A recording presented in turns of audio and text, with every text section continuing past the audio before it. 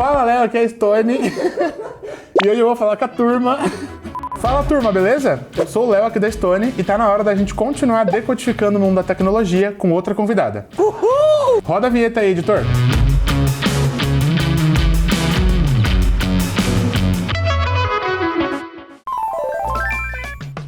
E para falar com a gente aqui no Decodificando sobre linguagens, a gente vai conversar um pouquinho com a Sami. Sami, tudo bem? Oi, pessoal, tudo bom? Sami, obrigado, viu, por ter aceitado o nosso convite de estar aqui para conversar um pouquinho mais com a gente, tirar algumas dúvidas. Queria que você se apresentasse primeiro, contar pra gente da sua experiência. Obrigada, pessoal, pelo convite. Eu sou a Sami, eu sou head de engenharia aqui na Pagar.me. Tô na companhia, vai fazer 2 anos mais ou menos, mas também já tenho um relacionamento anterior com a Stone. Já participei de muito meetup, muito evento na época que eu morava no Rio de Janeiro. Já trabalho com tecnologia há mais ou menos 10 anos. Nesses anos eu trabalhei tanto em empresas que têm um negócio próprio, como a Pagar.me e a Stone, como também em consultoria. Tive uma experiência também com uma empresa americana, trabalhando com um time com várias pessoas ao redor do mundo. E esse é um resuminho aí da minha trajetória. Resuminho, quase nada você fez, né, Sami? Pouca coisa?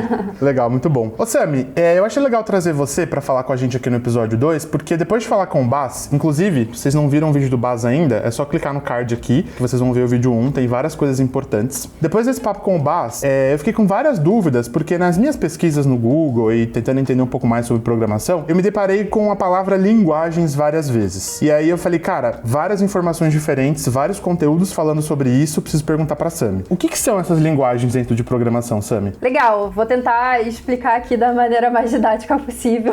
A linguagem de programação nada mais é do que uma linguagem formal, né? Ela funciona por meio de uma série de instruções, símbolos, a gente tem algumas palavras-chave, ela tem regras semânticas e de sintaxe, assim como a gente tem, por exemplo, no português, né? E através dessas linguagens, a gente consegue passar um conjunto de instruções para poder ter um resultado final. Então, exemplificando, se eu, por exemplo, quero saber a soma de 2 valores, eu tenho uma entrada, por exemplo, 1 e 1, são 2 números que eu quero somar, eu vou fazer uma operação em cima disso, que é a soma em si, e eu vou ter ali o resultado de 1 mais 1, que é 2. Então eu consigo fazer com que a linguagem de programação, ela faça isso por mim, né? Eu vou instruí-la de que, dada uma entrada, né, uma informação, ela vai fazer algum processamento, alguma modificação e vai no final me trazer um resultado. Então esse é um resumo muito, muito básico e didático do que significa, mas obviamente é uma ferramenta extremamente poderosa, né? Então assim, tudo que a gente está usando aqui para poder gravar, por exemplo, os aplicativos que a gente usa hoje em dia, né, nos nossos computadores, então tudo isso por baixo é feito por linguagens de programação. Nossa, muito maneiro. Nunca imaginei que era tão simples. Achei que era uma coisa bem mais complexa. Mas sabe uma coisa que eu pensei também, Sami? Agora ficou bem claro o que são as linguagens. Vendo aí essas pesquisas, eu me deparei com vários nomes diferentes de linguagem, né? Não dava pra ser uma só? Tipo meio Matrix, assim? Programa tudo de um jeito só e aí fica universal, todo mundo sabe? Por que tem tantas?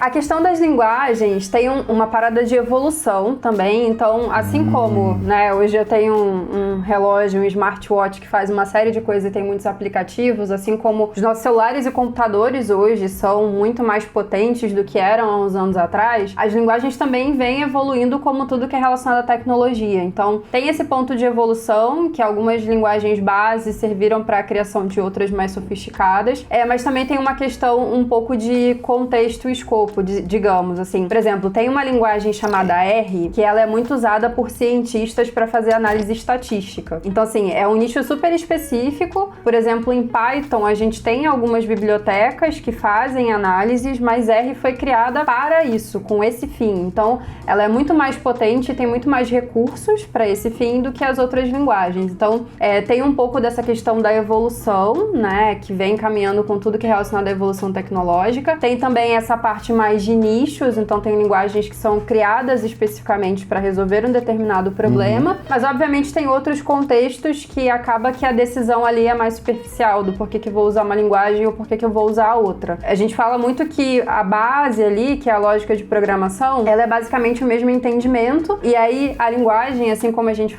consegue falar a mesma coisa no português e no inglês, por exemplo, né, de novo, mudando a sintaxe, mudando algumas regras, a gente também consegue, o exemplo que eu dei da soma, né, eu consigo fazer essa soma em todas as linguagens que existem, cada uma a escrita vai ser de uma forma, a saída vai ser exatamente a mesma, mas a forma de escrever é diferente. Mas aí abrindo parênteses, né, como eu falei que tem essas especificidades, então eu tenho linguagens, por exemplo, a gente fala que são mais performáticas, então se é um sistema que eu preciso ter muita performance, rapidez, eu provavelmente vou escolher essas. Então tem uma série de características que vão direcionar pra gente escolher qual é a melhor linguagem para resolver aquele problema. Caraca, eu nunca imaginei que tinham tantas nuances assim por trás disso. Achei que era tipo, vamos criar aqui o que a gente quiser. Então, é por conta da evolução, aplicação e às vezes por gosto mais, né? Que tem tantos tipos de linguagem diferentes. Sim, também tem uma questão dessa de preferência. Perfeito, muito claro. Ficou bem claro pra mim. Sammy, aproveitando também, já que a gente tá falando de linguagens, quais são as tendências, o que tá crescendo, vou fazer uma pergunta meio tricky aqui pra você. Acho que, não sei, vamos ver se você vai conseguir responder. No seu dia a dia aí, no seu time, quais são as linguagens que vocês mais usam? Tipo um top das linguagens mais usadas pela galera que tá com a Sammy no dia a dia. Legal. As top linguagens usadas pela gente são C#, JavaScript, Go e Python. Essas 4 são as que a gente mais tem aplicações aqui dentro da empresa hoje. Inclusive, falando das linguagens, a gente tá com o curso de Elixir, né?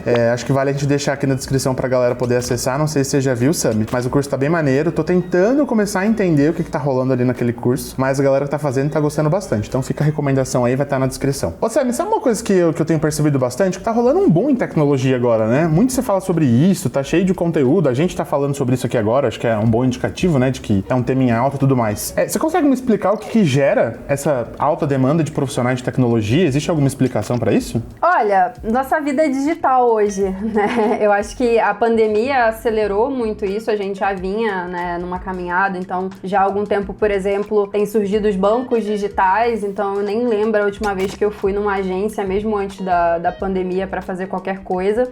A pandemia acelerou muito isso, né, porque a gente se viu aí obrigado a estar, né, em casa e a conseguir fazer tudo pela internet, então, inevitavelmente, quanto mais digital a nossa vida se torna, mais a gente precisa de pessoas para construir os recursos para essa vida digital, né? Então, eu acho que, de novo, a pandemia acelerou muito essa digitalização, né? As pessoas que ainda estavam ali no meio do caminho, pensando, putz, eu vou ter meu negócio na internet, vou continuar só com a loja física, por exemplo, serviços, né? Então, acho que esse boom da digitalização da nossa vida, no geral, é algo que impulsionou muito, seja o nascimento de novas empresas, né, digitais, e, consequentemente, a gente precisa de pessoas para fazer isso acontecer. Então, eu vejo muito que esse movimento, né, de digitalização é o que tem impulsionado cada vez mais a quantidade de vagas que a gente tem em tecnologia. Show, massa demais. Aproveitando e falando sobre isso, esse boom de tecnologia, essa coisa toda, é um momento mais um pouco Marília e Gabriela aqui agora. Por que você escolheu essa carreira? Foi por isso? Você já sentia naquela época que tava tendo esse boom do digital ou teve alguma outra razão que te fez enveredar por esse caminho? Olha, já vou dizer que foi muito influenciada pelo meu pai, apesar dele ser uma pessoa que não tinha muito estudo, mas assim, acho que já, né, há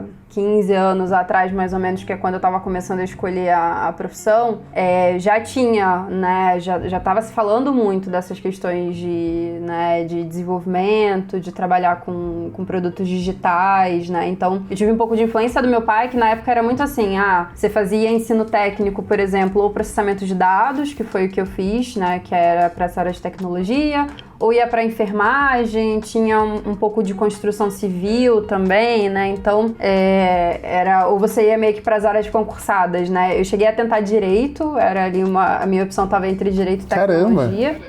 Bem extremos, né? Que era muito olhando pelo lado de concurso e aí, né, lembrando que a geração dos nossos pais prezava muito mais estabilidade do que a nossa, então tinha muito isso de que, nossa, eu preciso ter um cargo público para poder garantir estabilidade, então por isso que eu fiquei ali entre o direito também. Mas assim, no final das contas eu acabei fazendo ensino técnico em processamento de dados, fiz a faculdade também em sistemas, e aí logo em seguida, assim, no meio da faculdade eu já consegui estágio. Comecei a trabalhar na área e aí, como eu falei, acho que uma coisa que impulsionou muito a minha carreira foi a participação de comunidades de tecnologia, então me envolvi com a comunidade de Ruby lá no Rio, com a comunidade de agilidade, principalmente com iniciativas de inclusão de mulheres em tecnologia, organizei evento, palestrei. Então assim, acho que a maior parte dos empregos que eu eu consegui até hoje aí nos últimos anos foi muito graças a esse networking que você faz em comunidades de tecnologia, né? Então você conhece pessoas e aí tem uma vaga lá na empresa, a pessoa lembra que o seu perfil se encaixa, né? E o fato de em tecnologia a gente ter tantos grupos assim, né, de se reúnem ali em torno de um conhecimento para poder compartilhar, foi algo que também foi cada vez mais reforçando, né, a minha vontade. E como eu também sempre gostei muito de pessoas, né, e foi me levando muito para a área de gestão, que é onde eu tô aí nos últimos 4, 5 anos mais ou menos, que é liderando times. Assim,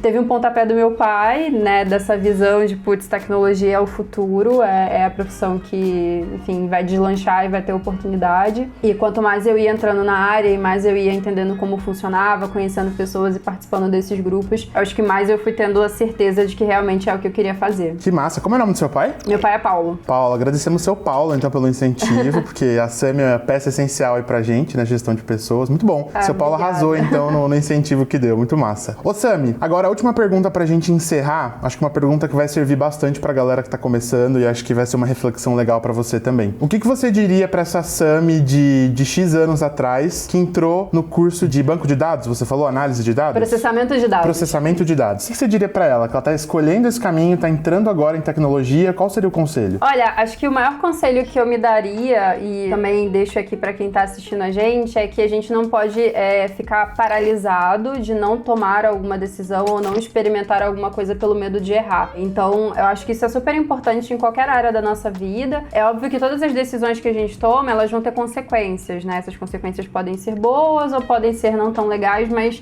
isso não deveria direcionar e deixar a gente com medo de tomar alguma decisão, né? Então, principalmente em tecnologia, que é uma área que tem muita vaga, mas a gente sabe também que ali o início dela não é tão trivial, né? Putz, você precisa ter um computador, precisa ter, né, alguns recursos que às vezes nem todo mundo tem condições de ter, mas é uma área que você, por exemplo, não precisa ter tanto ensino formal para poder entrar. Então, você consegue estudar, consegue se desenvolver mesmo que você não seja formado em tecnologia. A gente tem visto um movimento muito grande também de pessoas trocando de área e vindo de outras áreas, de outras formações para trabalhar com desenvolvimento. Então, acho que é uma área que tem essa possibilidade de abertura tão grande e que faz com que cada vez mais a gente não precise ter medo de errar. Eu acho que é muito, assim, tenta, experimenta, seja, putz, eu vou tentar trabalhar com desenvolvimento, vou experimentar, vi que não deu muito certo. Cara, existem outras opções dentro da própria área de tecnologia também, né? Não é só desenvolvimento, tem uma série de papéis que a gente desempenha dentro da área. Então, eu deixaria aqui essa dica de você não se paralisar pelo medo de errar, né? Errar faz parte, a gente aprende com os erros. O importante é a gente conseguir tomar as decisões, bola pra frente e é isso aí. Nossa, eu acho que depois dessa, a Sami, que tava começando o processamento de dados, não vai parar nunca mais, hein? Arrasou na dica, muito bom. Sami, muito obrigado, viu, pelo seu tempo. A gente amou bater esse papo com você. Quer deixar mais um recado pra galera que tá começando, aprendendo agora? Alguma coisa que você gostaria muito de falar pra eles? Tipo, não desistam, embora você já tenha dito, ou desistam, não sei, o que você quiser falar.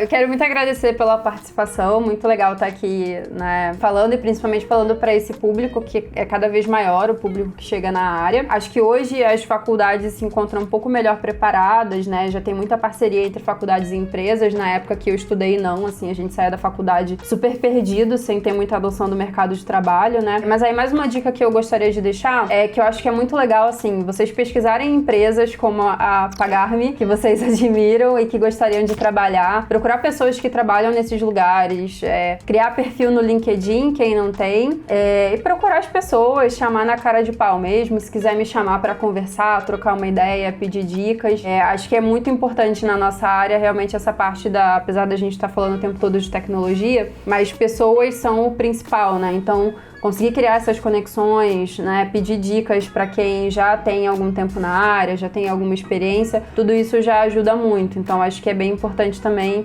ter isso na cabeça, procurar as pessoas, empresas que vocês admiram, mandar uma mensagenzinha lá no LinkedIn para essas pessoas pedindo algumas dicas, para trocar ideia. Isso é uma coisa que é bem bacana. Perfeito. Massa demais. Sami, brigadão, viu? Foi ótimo bater esse papo com você. Com certeza, dicas incríveis pra galera e eu gostei bastante e vou levar muita coisa pra vida. Legal. Muito obrigada pelo convite de novo e valeu pra quem tá assistindo a gente. Eu tenho certeza que depois desse papo ótimo com a Sami, você vai querer ficar por dentro de tudo de novidades da Pagar.me, que é uma empresa do Grupo Stone e da própria Stone. Sim! Para isso, é só você acessar stone.com.br/tech, vai estar na descrição e tá aparecendo aqui na tela para você. E lá tem tudo, todas as atualizações sobre novos conteúdos da Pagar.me, novos conteúdos da Stone, vagas, cursos, o Alquimia que a gente comentou tá lá também. E é aquilo, se esse conteúdo agregou para você, você já sabe o que você tem que fazer, né? Deixa o like, ativa o sininho, se inscreve no canal, comenta com outras perguntas pra gente falar, compartilha com a sua avó, compartilha com o seu cachorro, manda pra quem você quiser, faz toda aquela coisa que manda o figurino, que você já sabe o que você tem que fazer, e a gente se vê no próximo, beleza? Valeu! Turma, antes da gente acabar o vídeo, passando aqui pra dar um recado super especial e exclusivo pra vocês. Acabaram de me liberar dessa informação. A gente acabou de abrir as vagas pro Código S. O Código S é um curso completo de Python, completamente gratuito, pra quem não sabe nada de programação, aprender tudo, do zero mesmo, sair programando Python à torta e à direita. Então, se você tá interessado em mudar de carreira, mudar de vida, dar aquele up no seu currículo e virar de fato uma pessoa programadora, acesse o stone.com.br/tech e se inscreve urgente, porque as vagas são limitadas. Então corre lá, porque senão você vai perder, hein? Espero ver vocês no curso. Abraço!